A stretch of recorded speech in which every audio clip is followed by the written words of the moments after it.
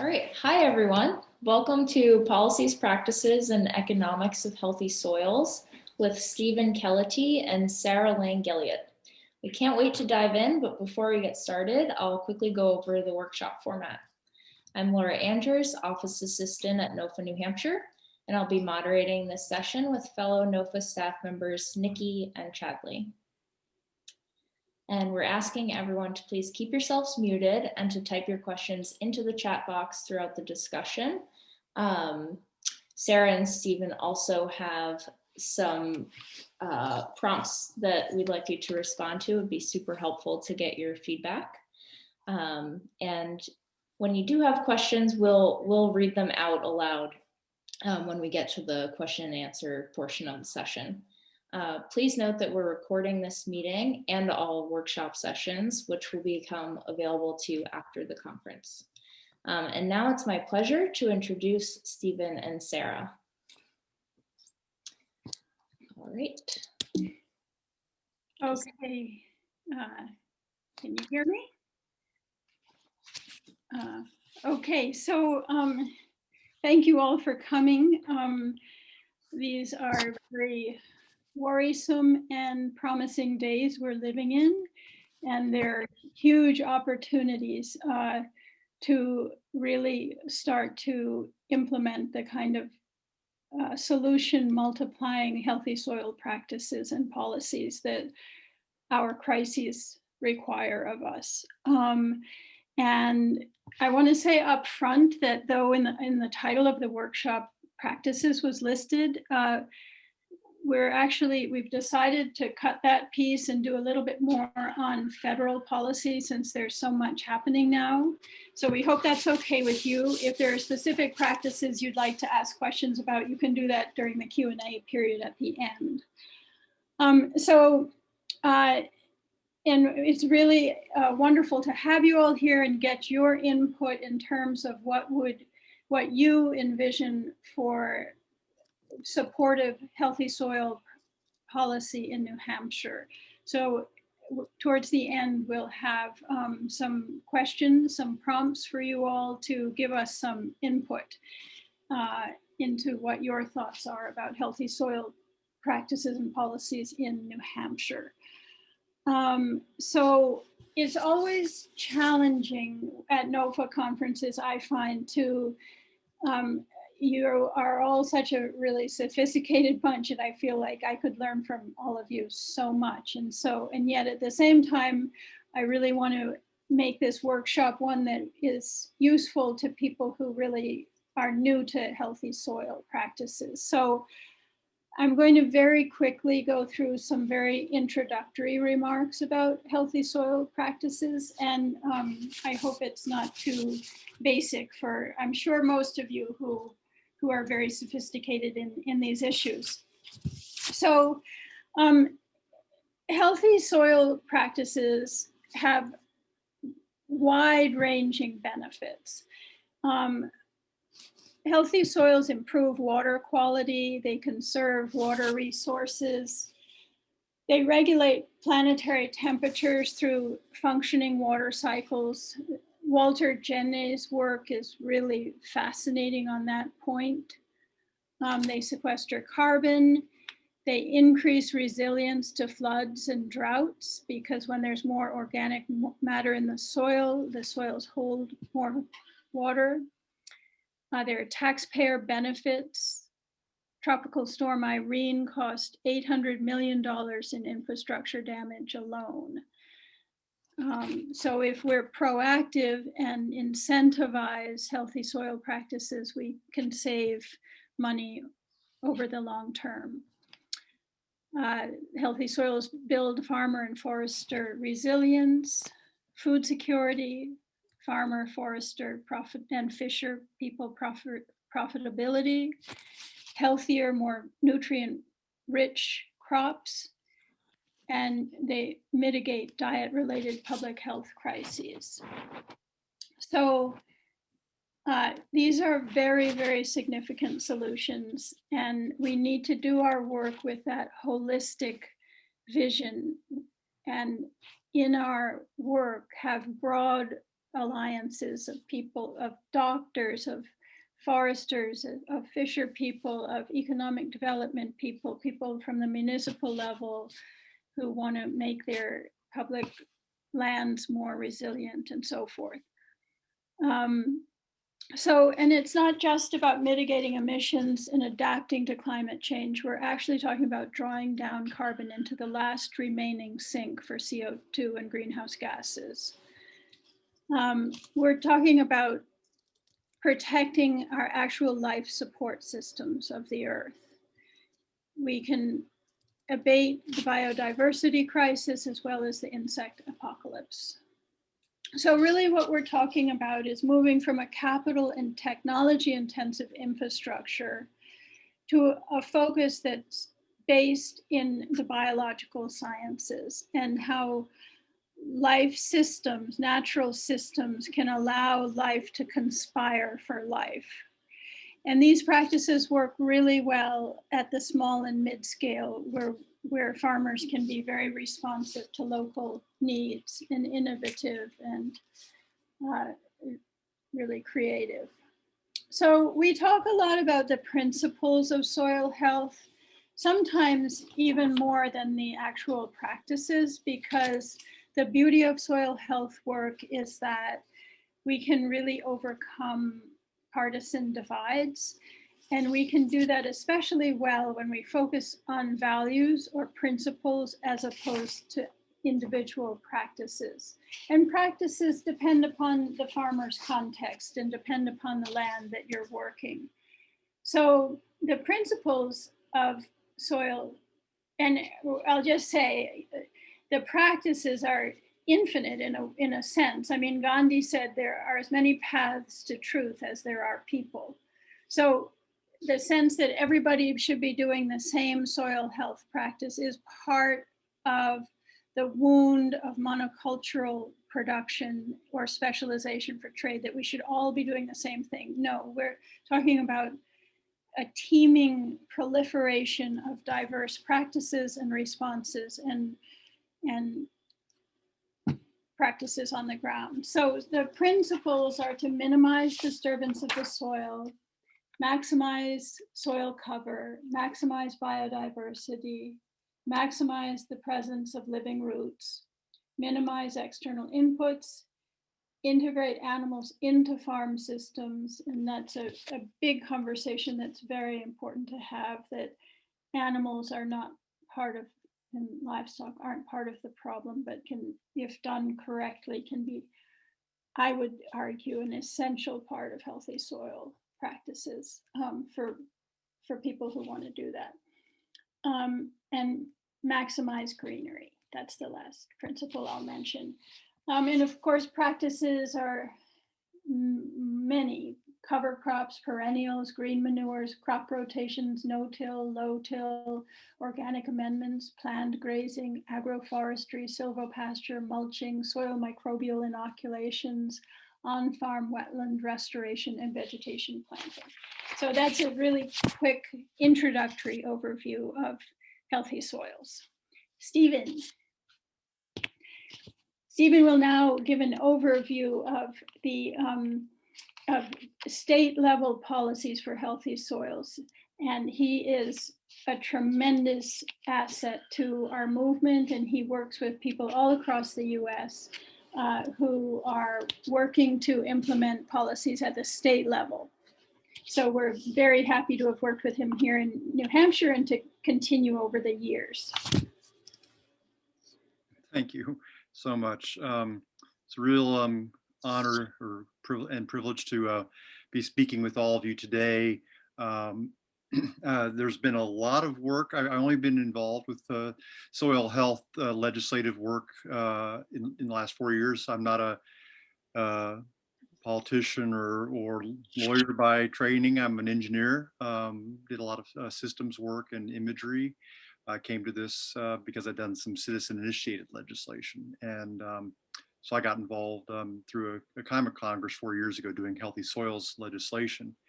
So what I'm going to do here is give a little overview of where things are at. It's moved very quickly in the last 4 years.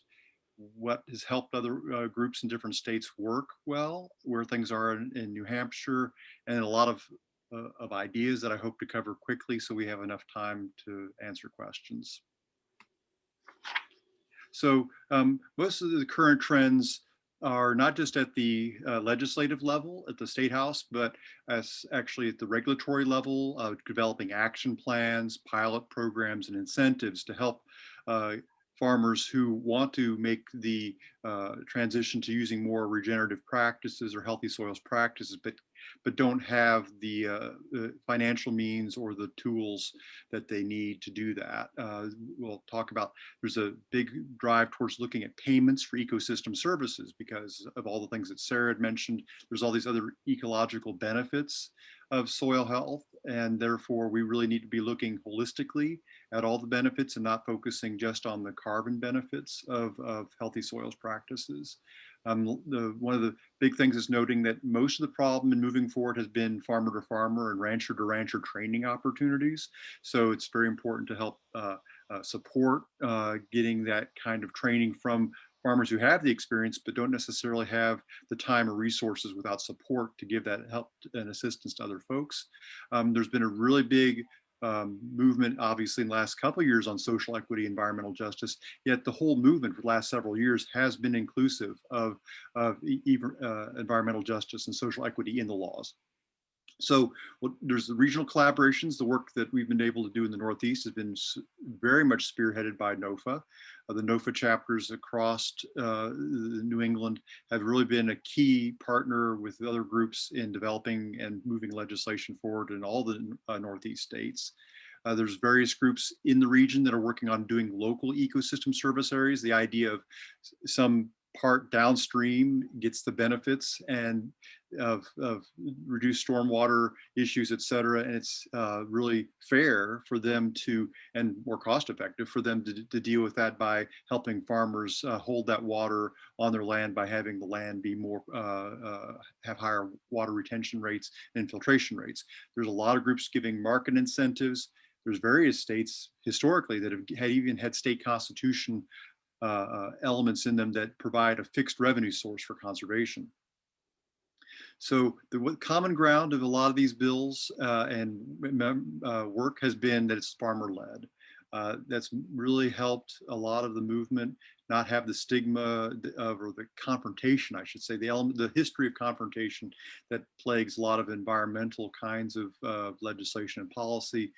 Because this is a farmer bipartisan kind of issue, it's been not really meeting much resistance at all. It's been mostly led by farmers through the soil and water conservation districts because they are usually the ones that are currently implementing the programs that come either through the federal government or the state government. The Organic Farming Associates and other farming groups that have really been promoting these practices under the principles, as Sarah mentioned, is really, they're the key partners because they can help educate about the issues. And then the food policy groups are very interested in this legislation. A lot of states has been moving forward because of partnerships. We have Food Solutions New England that's been doing a lot of work in food. And since healthy soils have a better interface with the root system to provide nutrients into the food, the healthy soils produce healthier foods, which helps health outcomes. So it's really part of food policy. So a lot of people are recognizing that to shift the focus of different farming groups like Farm Bureau, et cetera, they need to have the policy resolutions. There's a lot of goodwill in Farm Bureau across the country towards healthy soils policy. It's hard for them to put policy resources towards supporting a holistic soil health because of the need for more policy resolutions to actually support that. So the bills are bipartisan. They are really promoted primarily by farmer legislators of both parties. And again, the regional groups like a farmers union has been very helpful in various states in the Northeast, as well as I mentioned NOFA. And one of the things really interesting about this policy work has been that the same principles and practices of soil health actually are the same principles and practices of policy work. You want to keep your ground covered, make sure no one's kind of exposed, everyone's, you're not tilling things up and causing any tumult. You're trying to build a holistic, network of people working on this. You keep connected with the various people in the system, et cetera. So it's very interesting, the parallels. So most of the legislation starts with why. That's what happened in New Hampshire. We were saying, look, 1% increase in soil organic matter holds 20,000 more gallons per acre. So that's a huge amount of water that otherwise would be lost. It helps reduced runoff, helps hold the nutrients better. So there's less need for synthetic amendments, and make sure that the water cycle and the nutrient cycle are stronger. And also, like I mentioned, requires less synthetic fertilizers. And it's also, when soils are healthy, the fungal bacterial ratios are better. And so they're better able to supply nutrients to the plant. So it requires less inputs because the soil's working better. Another why is that they're healthier crops. So they're more resilient to storm events, to drought events, because there's more water in there. The root structure is more able to support the plant. There's anecdotes more in the Midwest of these huge windstorms coming through in the field with the soil health. None of the corn has been knocked down, but their neighbors, all the corn has been knocked down because of the soil health actually helps to make the crops healthier. There's a reduced soil loss. We lose about a pound nationally. We lose about 1.25 pounds of soil for every pound of food, and there's recognition that we've lost about 1/2 to 2/3 of our soil, and we only have about 60 crop cycles left. So we're getting a national momentum on saving our soils just to be able to eat. And so that's why we're seeing really no resistance, even from a lot of the food companies are really integrating soil health into their procurement and food chain policy. So we're seeing more financial benefits and contract accommodations to help the farmers supply better soil health. Also, there's increased farmer profitability. The National Association of Conservation Districts found that there's a $100 per acre increase in profits by using soil health practices. American Farmland Trust with the Natural Resource Conservation Services put out a set of economic case studies showing how that breaks down. And it's usually because of reduced input costs and decreased input costs and decreased labor, because you're not having to go out there and put the materials down as often. So we talk about that the legislation promotes soil health practices because of, like Sarah mentioned, drought resilience, the stormwater management, the water quality, while drawing down atmospheric carbon. We could totally, from a public policy standpoint, justify public expenditures for soil health because of all the other ecological benefits before we even talk about carbon drawdown. So that's why it's getting so popular across the states, even in states that don't want to talk about carbon, because carbon drawdown is a bonus. We can totally justify based on the other elements. So one of the things that we're not really we're not looking at just getting legislation. Our goal is, Sarah, we're essentially in a global mass extinction crisis. If we could wave a magic wand and all the atmospheric carbon was returned to pre-industrial levels, we'd still have all the ecological problems that need to be repaired in a very short period of time. So it's important to develop a context where we're talking about ecological repair. So we're not economically just helping look at carbon, but we're looking at repairing holistically ecosystems. So one of the steps is that having this legislation is for education through legislation.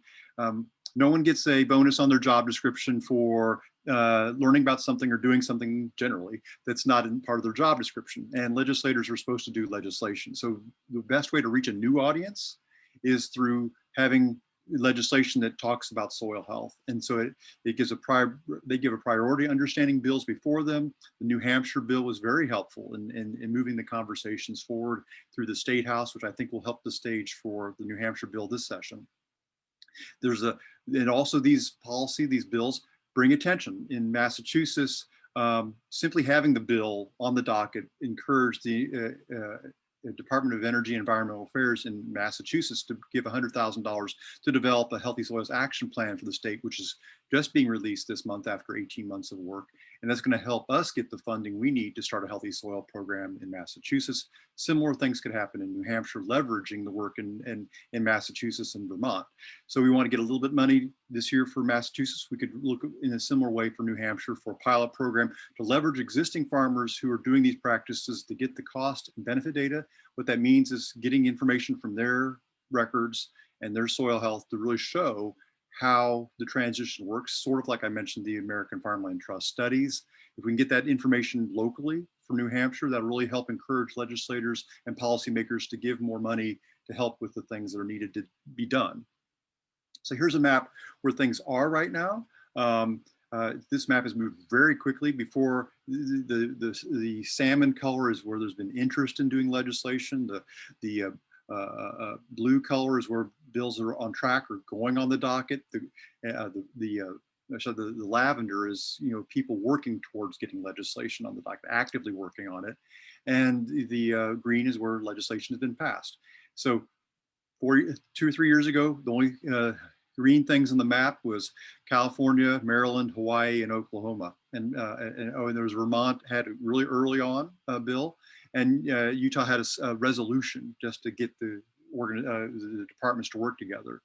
Yet now we're seeing that we've had in the last few years, in 2019, we had 10 bills in 10 states that passed in 4. In 2020, even with all the things with COVID, we had bills passed in Washington, Maryland, and Vermont again. They put their environmental stewardship program into law. And we had our first bill already passed. This in 2021, Massachusetts passed their legislation in January. So it's shown that legislation has been an effective tool to educate legislators and staff and to bring public awareness and also keep people out of their doldrums that you can't do things through legislation. We can get a lot of things done through legislation. And so there's been legislation in 21 states in the last 2 years. We already see this year 21 states having legislation. As many states are doing legislation this year than has been done in the last 3 years. So it's really a very increasing momentum. If you want to be on the email of notifications of what's happening around the country, this is the email, this listserv, and then there's the web page, a website that has what's going on in all the different states, healthysoilspolicy.org. This presentation I will be providing, so you don't have to worry about getting all the little notes. I should have said that earlier, because I'm rushing very quickly. So it's very important to the coalition building. We have a hard time getting legislation going forward unless legislators see that it's just not a single issue for a single organization. So it's very important to build those coalitions between the conservation districts, the organic farming associations, the different farming groups, the food policy folks, et cetera. And it's also important to make sure there's diversity in the conversation. A lot of groups have not been given the visibility they deserve. A lot of talk has been about how healthy soils policy and everything, but it's really indigenous practice. We're looking at going back to practices that predate the colonization of the United States and other parts of the world. We're really looking at more holistic indigenous practices being revitalized. So it's important to acknowledge that wisdom and to include them as being part of this and acknowledge their contributions and their wisdom on this. The conversations don't move forward, however, if you don't have the farming groups taking the lead. It's really important not to be seeing that some other environmental group, although there's a lot of goodwill with the environmental groups supporting this.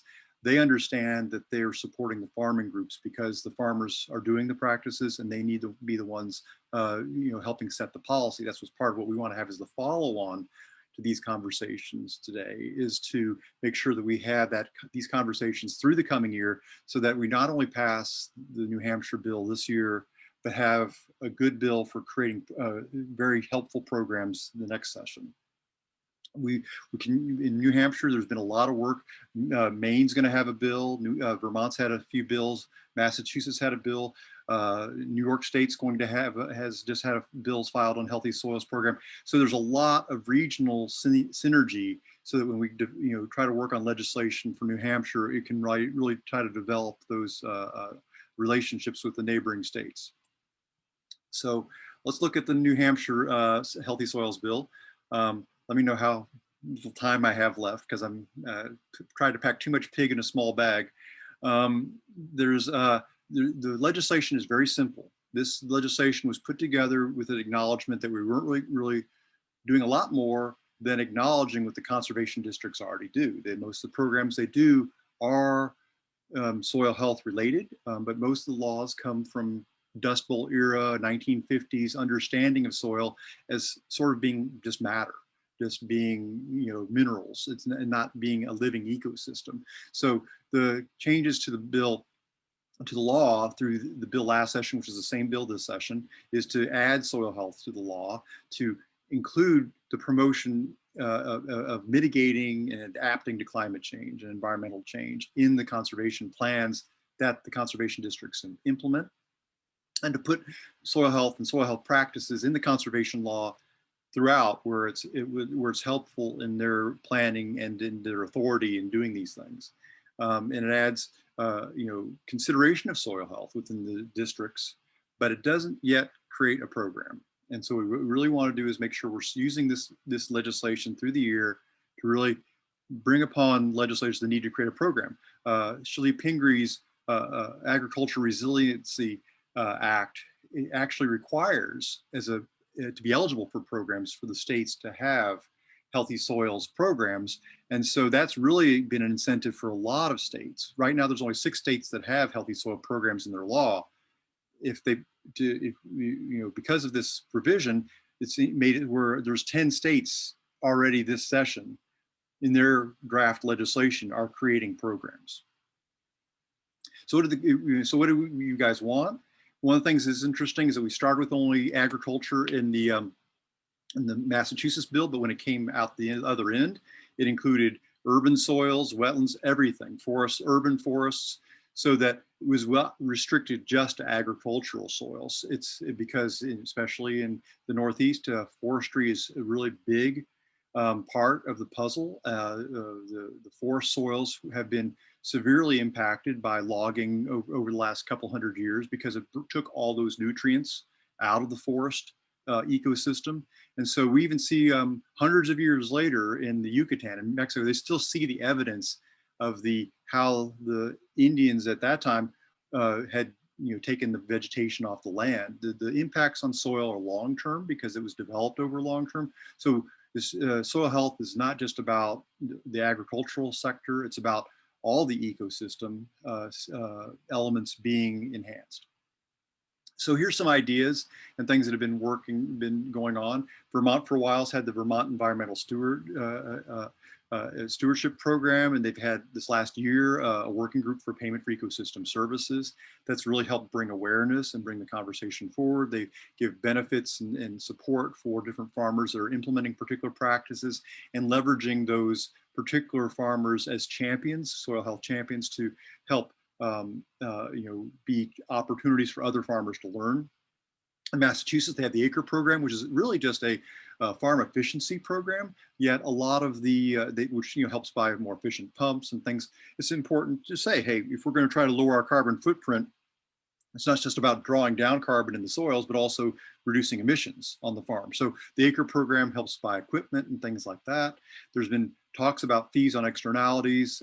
It's not, I don't include here, but fertilizers don't get much fees on them, yet they have huge externalities. That's an example. Like, we have a fee on cigarettes because of the health impacts, et cetera. So in terms of economic theory, it's good to put a fee on that externality and use it directly to mitigate the outcomes.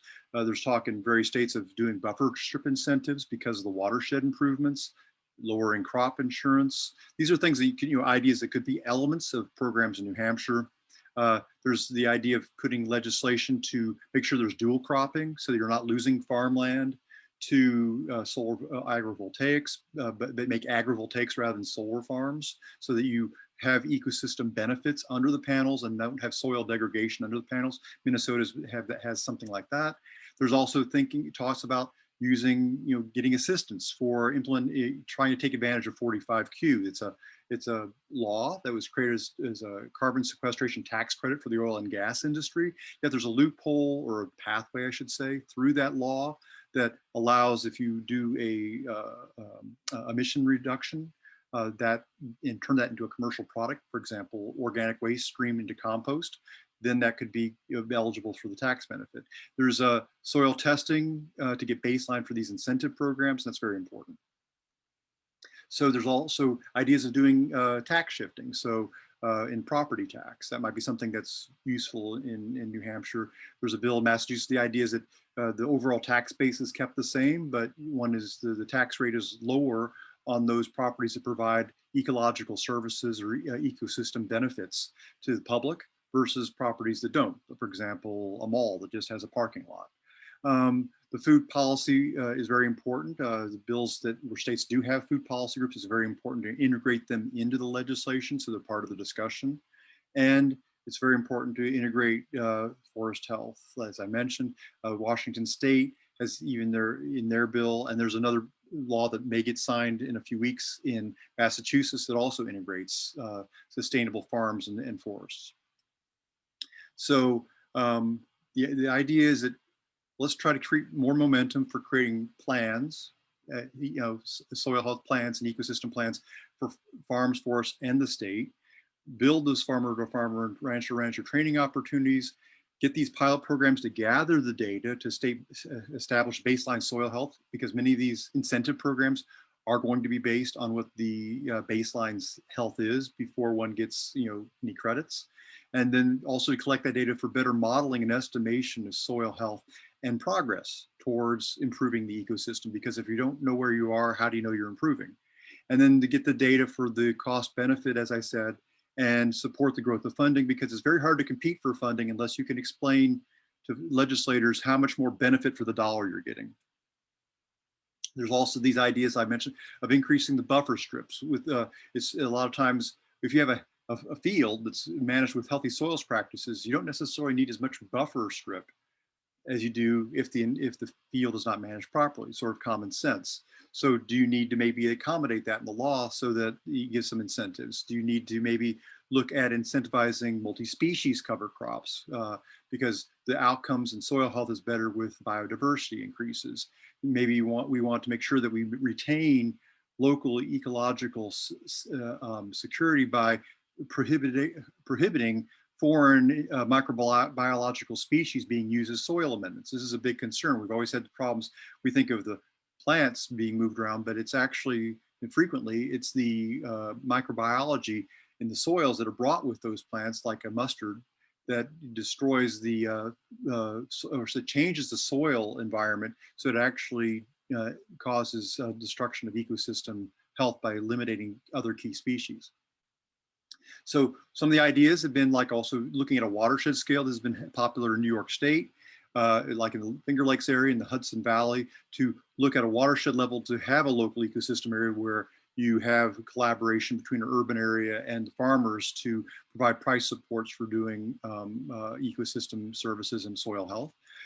It's important to work with the Northeast Association of States Department of Agriculture. They have these regional entities, and that would be very helpful in the Northeast to work with all the States Departments of Ag to do this and to build that collaboration, because there's no real resistance. It's really just a question of asking. It'd be good, in my opinion, that we set goals. We're an emergency situation, and we might want to be very specific. Most goals have not been specific. It'd be great to say we want to be, here's an example, just saying net ecosystem positive, and 50% land managed is for soil health by 2025. If you don't set a goal, we could be going on forever. That's one idea. Then there's the idea of working to have a Regional Ecological Systems Initiative to complement the RGGI, the Regional Greenhouse Gas Initiative, and the Transportation and Climate Initiative, because as I mentioned, even if we dealt with all the other climate issues, we'd still need to deal with the ecosystem issues. So it's important in terms of being holistic to have a parallel initiative, a complementary initiative to do that. It could be modeled in terms of benefits to how things have been done in the Chesapeake Bay watershed, and it could be built upon the work that's being done in Vermont and other states. For example, here's just a image from the Vermont Working Group on their ecosystem services, and you sort of get an idea of, here's some ag practices of cover crops, buffer zones, manure, reduced tillage. Those things are practices if done holistically, they can also, we can also combine that with natural capital of continuing perennial vegetation, making sure wetlands function. We can do these things to get the ecosystem services of reduced floods, nutrient loss reduction, soil retention, and so those benefits, for example, the flood resistance and so on, can be paid for, can pay for the programs if you structure it well. So that's where the conversation is going in Vermont, and so we can maybe do a lot of building off of what Vermont has done in terms of regional growth, rather than having to figure one has to start from scratch. A lot of states across the country, as I mentioned, they have in their constitution to do something, and that's very important. New Hampshire doesn't have a state tax, income tax, sales tax, but it could be part of the property tax. A certain portion of it is dedicated towards conservation. That might be something that would help make the system. And that may be something that is possible, because voters usually support these measures, but the politicians don't have the will to do it. So it's usually just better just to have it go to the ballot. There's various, I mentioned these market-based programs. The Soil Carbon Initiative actually starts with just people learning how to do the practice and then building up towards where they're rewarded for outcomes. Regen Network, they connect with different people to support particular regenerative agriculture projects and so on. There's many more than this going on.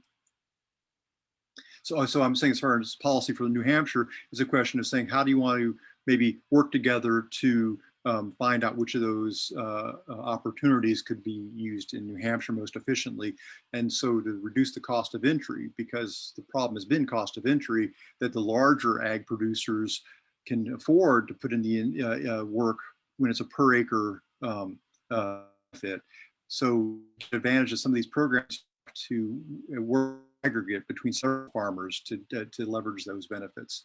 So we want to go from practice-based and principle-based to outcome-based, because people want to make more money. They want to get the results of going to practices, and we want to make sure the legislation, we don't have to go to the legislature over and over again. It's the better if it promotes healthy soils, yet gives the opportunity to reward outcomes.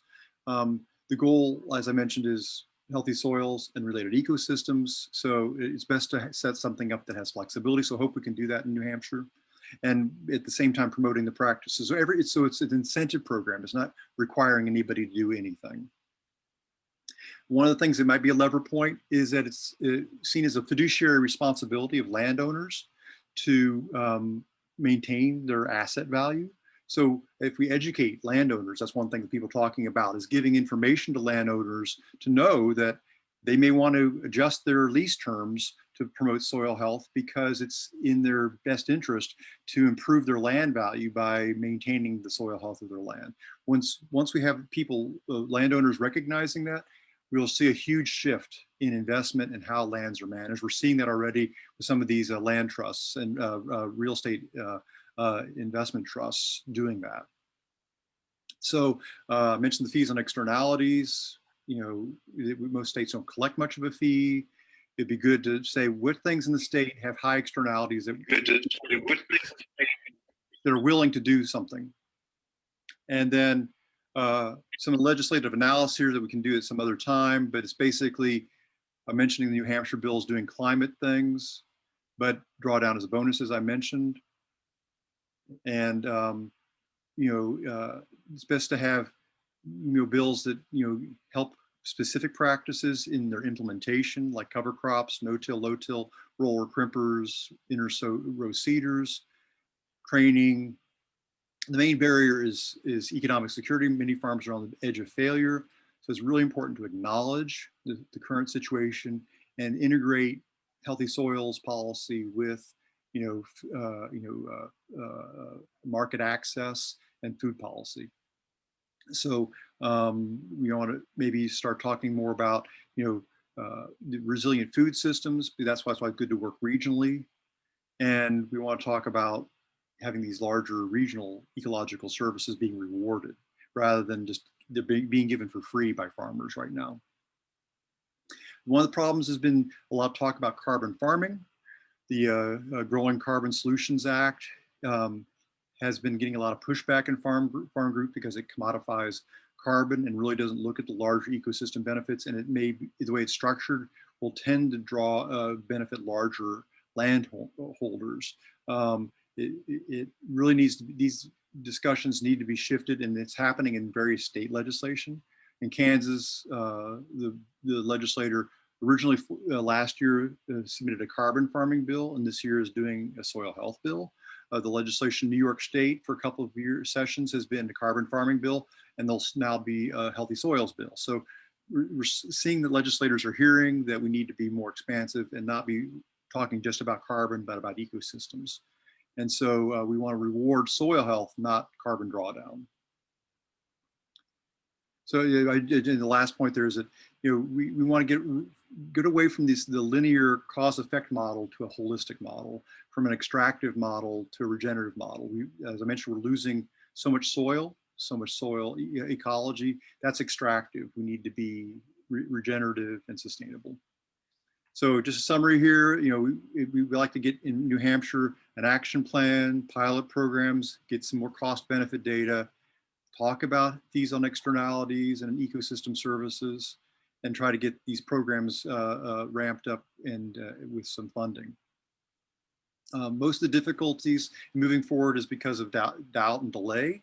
No one's really against these bills, but it's still, we need to move forward with people getting involved. It's important to avoid languages that's divisive.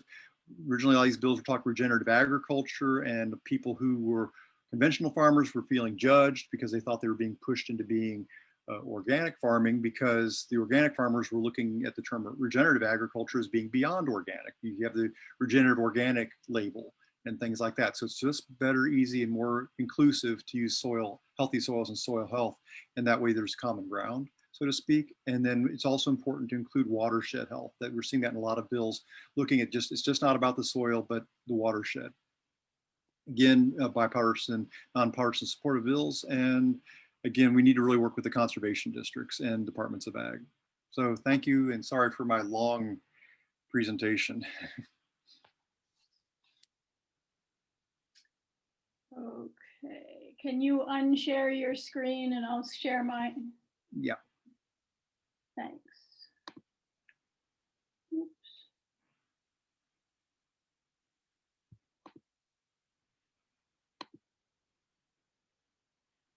Okay, so I am going to be very quick because I really want to get input from all of you. I think that's the greatest chance we have this morning. But I'll make this, which is a work in progress, this text available. Let me go quickly through, I mean, Stephen, it's so exciting to hear your presentation, and I'm so excited about expanding the work we do here in New Hampshire from a very modest bill that we put forward already that you described to something that's much more ambitious and bold and really has a better chance of meeting our crises. So I want to just go really quickly through the federal scene at the moment. So Biden's executive order on climate change is really exciting because it puts farmers, ranchers, forest landowners, and fisher folk into the conversation around climate change. And in the next, his executive order was really asking for a lot of input to be gathered from wide-ranging stakeholders in the next 60 days. And what's exciting about his executive order, it is bold and holistic in a lot of ways, and it also doesn't just look at cropland, but also at forests, oceans, wetlands.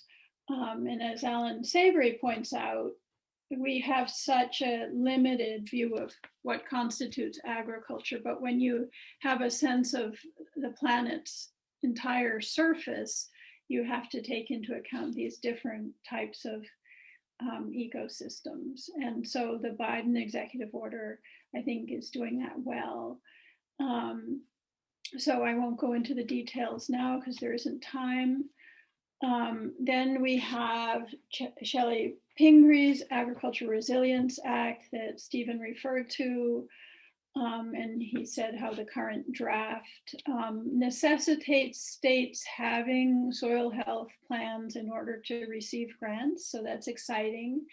Her bill is really wonderful in that it's working towards a net zero carbon emissions from US agriculture by 2040. So it's ambitious.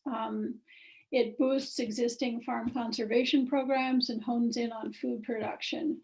And it pairs really well with Cory Booker's Climate Stewardship Act, which involves 3 titles. So not just agriculture, but forests, as well as wetlands. And has ambitious goals there. The agriculture section is the most expansive and involves large increases in percentages of funding for programs such as Conservation Reserve Program, Agricultural Conservation Easement Program, Conservation Stewardship Program, and the NRCS. And the LAMP program, Local Agriculture Markets Program. So his bill is working largely within existing programs and increasing funding for them. And I should back up and say about the Pingree bill, she put so much into that bill intentionally, obviously, because some of it could be taken advantage of by the Appropriations Committee, some in the Farm Bill process, some in other forms of legislation. So when she put it forward, it wasn't her sense that it would just be passed as a whole bill, but it's all out there and it can be broken up for the relevant mechanisms that already exist.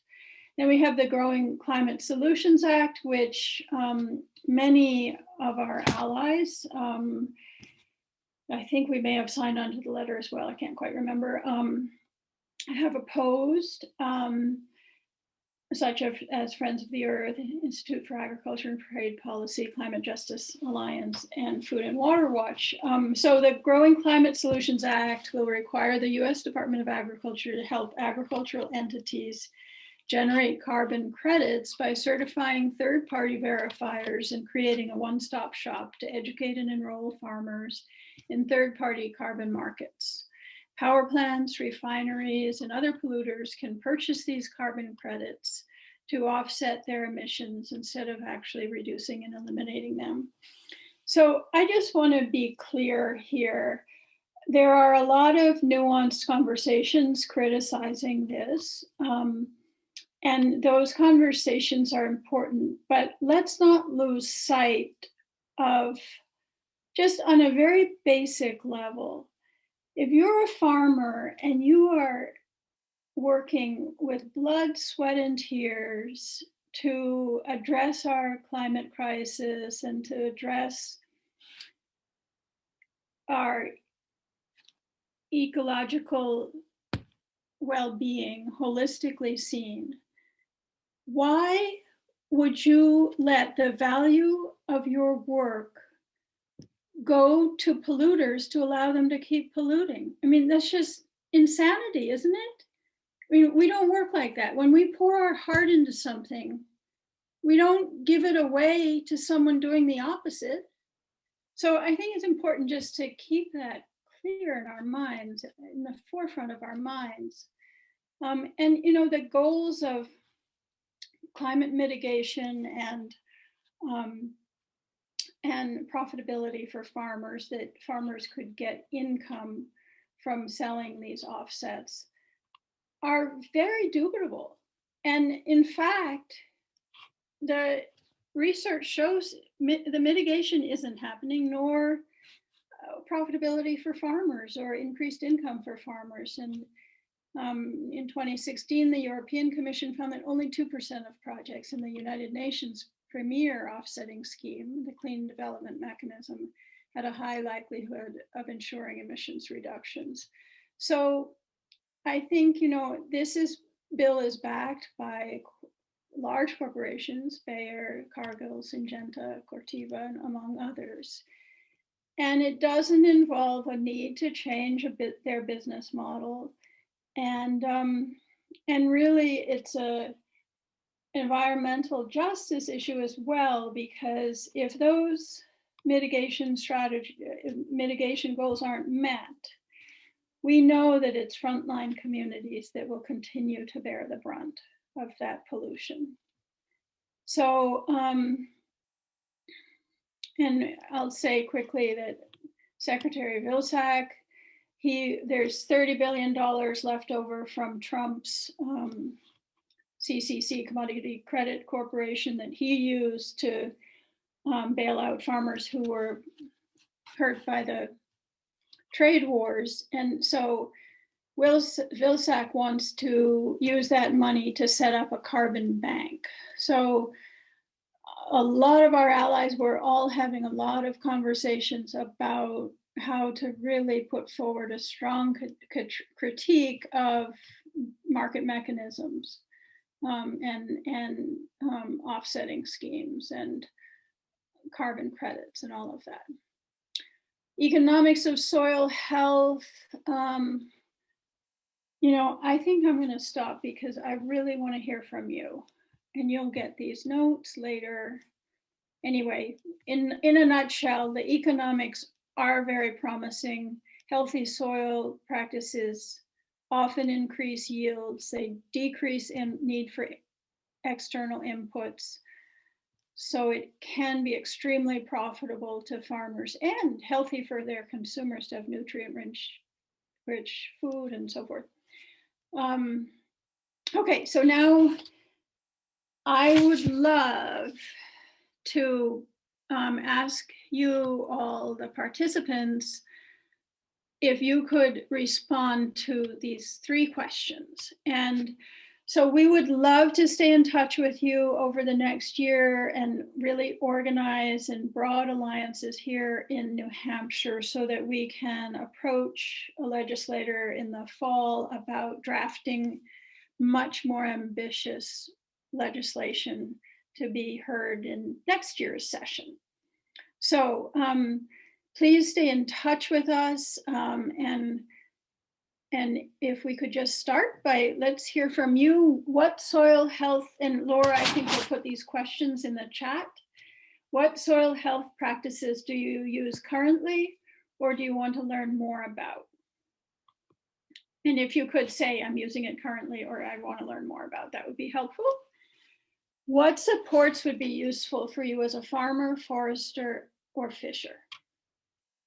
What kinds of incentives would be most supportive?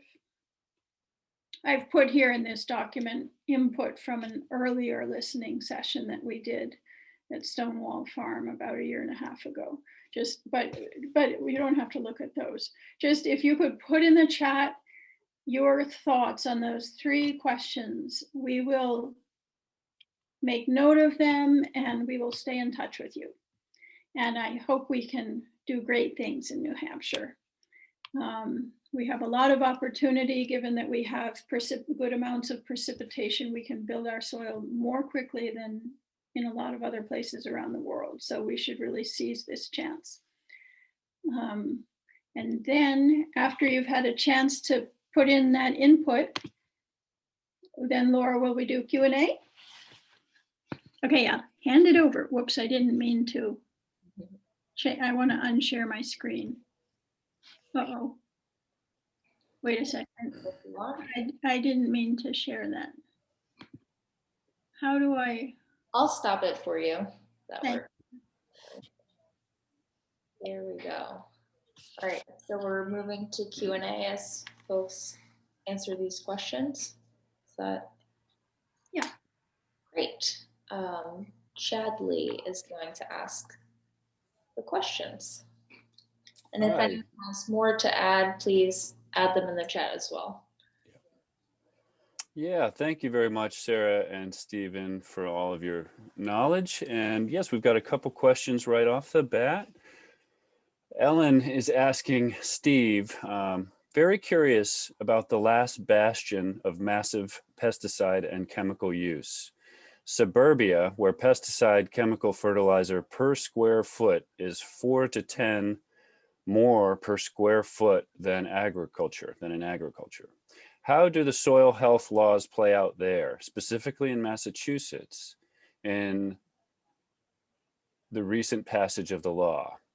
Can homeowners get financial incentive to improve soil health by letting go of those practices and switching to healthy soils, no chemical fertilizer or pesticides? Do you want me to read that again? Does that? No, I got it. I actually answered a little bit of it in the chat. Yes, it's the Healthy Soils Bill in Massachusetts includes urban, suburban, includes all soils. Vermont actually is pretty savvy about this. They have a much higher fee on fertilizers of $30 a ton on non-agricultural fertilizer use, which I think is a good model to be used to deal with this situation. The Healthy Soils Action Plan that just finished includes urban, suburban soils. So that's really important. It's a question of now bringing that up to the next level of awareness in the implementation of the program to find some incentives. Like I mentioned in the presentation, how do we give maybe some tax benefits on the property tax for using practices that are less impactful. The whole question of pesticides is its own parallel discussion that takes a lot of oxygen out of the policy legislative work, and it needs to be addressed very directly as well. That's why I think I think we can maybe do that part of the ecosystem health is in these legislations. So in Massachusetts, I think it's really going to be a question of not only that, but also changing some of the acts. One of the problems in Massachusetts is that they made a change in the law a few years back that required all organic management plans or any sort of nutrient reduction plans or pesticide plans go through the Department of Ag. So they put a kind of a gauntlet towards having local ordinances. So the more I think we have some pressure to have statewide and permission to have municipal ordinances on this by people trying to do municipal ordinances, I think it'll help. And I'll just add to that, the House Ag and Environment Committee is well aware of that. And when they've considered, say, the neonic bill and other pesticide bills, that has been discussed as at least a preliminary first step to have some regulation around homeowner. Yeah, they had great success in Connecticut on their pesticide bill because of because of the spraying affecting neighboring properties. In Massachusetts, there's sort of a loophole that if people register their lawn and have a home garden, it's organic, then they can up the gauntlet as far as compliance of their neighbors and how they're applying those chemicals because of the off spray can affect their organic certification. So there's other things that people can do, to basically treat these islands by, enforcing, I'm keeping my lawn organic, and you don't have a right to contaminate my property.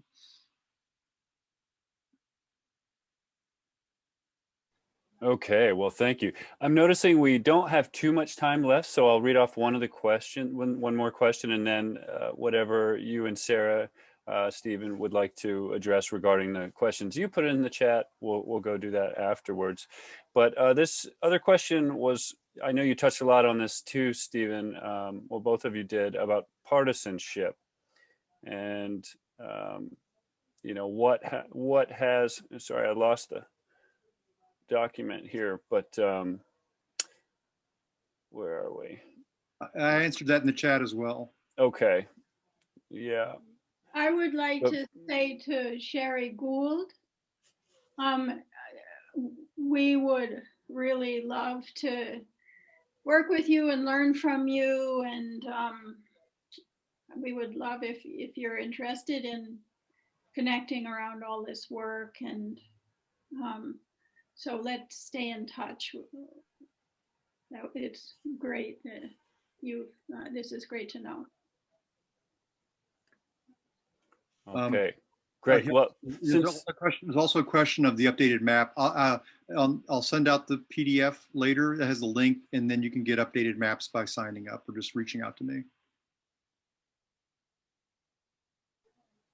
okay, great. Yeah, like I said, there's just a few minutes left, so you guys would, however you wanted to address, and Laura, we'll just go right to that now.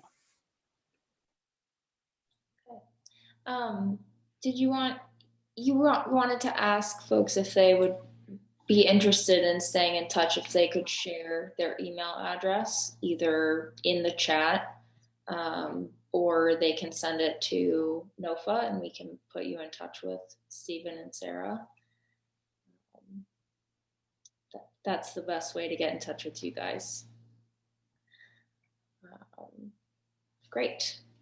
And the person with chemical sensitivities, you're the canary in the coal mine, and it's an important voice. And I'm really hoping to have doctors come to the table, and there are just so many health benefits. And so thanks for bringing that up. Thanks for your email, Sherry. Thank you. There's somebody mentioned the Concord group. That'd be great to be connected with them. And that's the Kent Street Coalition. Yeah. Great. I believe that was Joan who mentioned that. Yeah. All right. I guess this concludes our workshop then. Thank you, everybody. Hope to see you all in person, but if not, by Zoom. Yes, thank you. All right, I'm just going to put up a slide and add some closing remarks.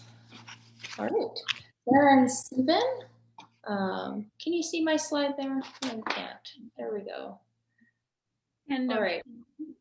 That should work. Sarah and Stephen, thank you for your time and for sharing your expertise with us. And thank you all for the questions and engagement. NOFA is excited to be celebrating our 50th anniversary this year. And if you're not already, we'd love for you to join our growing community by becoming a member in 2021. And we do have scholarship memberships available, so please contact us if you're interested.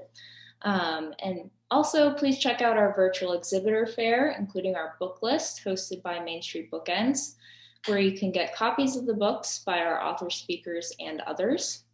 And 20% of proceeds will go back to support NOFA throughout the year. We're looking forward to our next session that starts at 11:30, Land Access and Social Justice, a panel discussion with Dr. Gabriela Pereira, Amy Manzelli, and Ian McSweeney, and we hope you'll join us. And a link to get to that session is in the chat. So thank you again for joining us, and take care, and I'll see you soon. Thank you again, Sarah and Stephen. Most welcome. Thank you all. Thank you all. Thank you. Bye.